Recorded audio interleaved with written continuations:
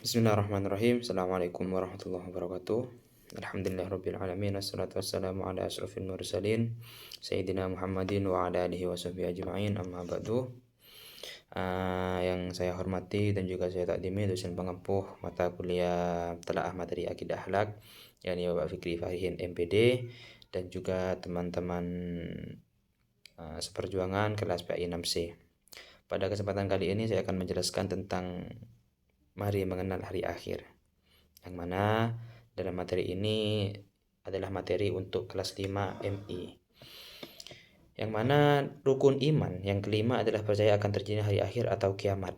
Hari itu adalah hari yang dijanjikan oleh Allah Subhanahu wa taala. Hari itu pasti akan datang, tetapi tidak ada orang yang tahu kapan datangnya hari akhir termasuk malaikat dan rasulnya, kecuali hanya Allah.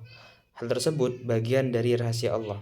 Sebagai orang yang beriman, percaya akan adanya hari akhir, hukumnya wajib.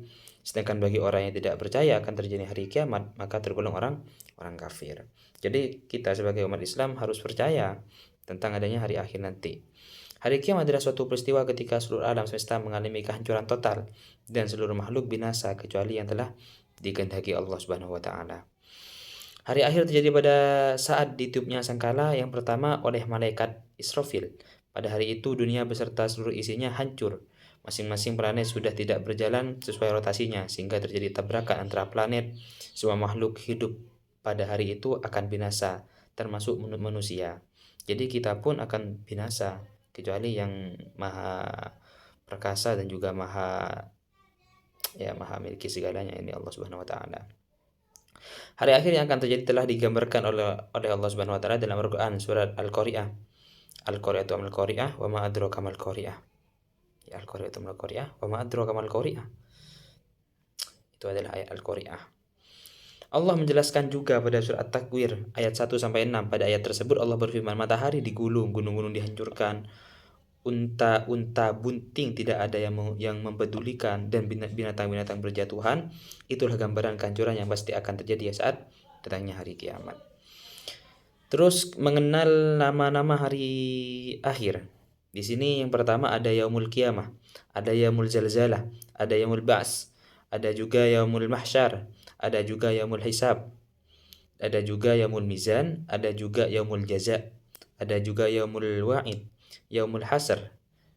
Itu adalah nama-nama 9 dari nama lain dari hari kiamat. Saya jelaskan hanya satu saja ya. Yang pertama di sini tentang Yaumul Qiyamah, yaitu hari dihancurkan bumi dan seluruh isinya. Ada juga Yaumul Zalzalah, yaitu hari kegonjangan atau keruntuhan. Ada juga Yaumul Ba'as, yaitu hari dibangkitnya manusia dari kubur. Ada juga Yaumul Mahsyar, yaitu hari dikumpulkannya manusia di padang mahsyar. Ada juga Yaumul Hisab, yaitu hari perhitungan. Ada juga Yaumul Mizan, yaitu hari pertimbangan. Yaumul Jaza, yaitu hari pembalasan amal baik. Yaumul Wa'id, yaitu hari terlaksananya ancaman. Yaumul Hasr, yaitu hari penyesalan. Nah, terus mengenal tanda-tanda hari akhir, yang mana tanda-tanda itu mungkin nanti bisa dibagi menjadi dua. Ada tanda-tanda yang ya kecil, yakni kiamat suro, ada juga kiamat kubro. Tandanya yang kiamat suro apa? Benda mati dapat bersuara seperti robot, televisi, dan handphone. Kedua, ilmu agama dicabut, ditandai dengan meninggalnya para ulama dan tidak ada penggantinya. Sekarang ini banyak ulama-ulama yang paham agama banyak dicabut. Laki-laki mirip perempuan dan perempuan mirip laki-laki. Semakin banyak kemaksiatan, orang kaya diagung-agungkan. Sekarang orang kaya akan diagungkan walaupun dia bodoh. Gibah atau gosip menjadi ucapan sehari-hari. Jumlah wanita lebih banyak daripada pria. Waktu berjalan terasa sangat cepat. Itu adalah kiamat yang terjadi, tanda-tanda kiamat suro. Adapun tanda-tanda kiamat kubro, itu menjelang hari kiamat Allah menurunkan kabut tipis sehingga seluruh muslimin mengalami kematian, sementara orang-orang kafir masih hidup. Munculnya Dajjal, dia akan mengaku dirinya sebagai Tuhan.